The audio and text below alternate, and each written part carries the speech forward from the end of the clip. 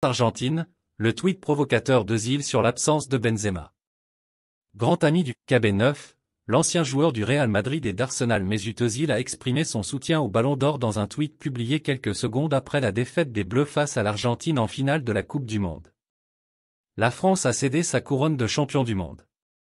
Au terme d'une finale exceptionnelle, où Kylian Mbappé a répondu coup pour coup à Lionel Messi et ses coéquipiers, avant que l'Albiceleste ne s'impose lors de la séance de tirs au but, 3-3, 4 tirs au but à 2, l'Argentine est parvenue à soulever le prestigieux trophée pour la 3e fois de son histoire. No Benzi, no parti, le tweet chambreur d'Özil. Particulièrement actif depuis le début de la compétition sur son compte Twitter, l'ancien meneur de jeu du Real Madrid et d'Arsenal Mesut Özil n'a pas manqué de féliciter son ancien partenaire Ángel Di María.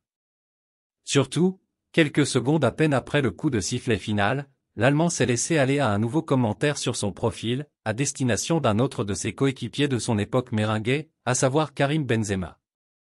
No Benzi, no parti, pas de Benzema, pas de fête, le message du joueur évoluant désormais à Basaksehir est clair. Et, bien sûr, il vient remettre de l'huile sur le feu d'une situation qui a embarrassé le staff des Bleus dans la préparation de la finale, alors que les questions sur un retour de KB9 se sont multipliées ces derniers jours. Les messages cryptiques de l'avant-centre du Real ces dernières heures n'ont pas manqué d'alimenter la polémique.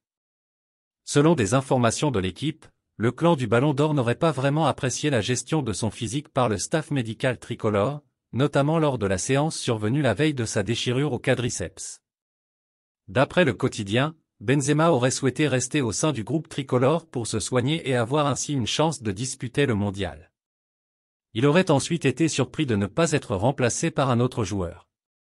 Une situation encore floue qui nécessitera des éclairages, à froid, au retour de l'équipe de France.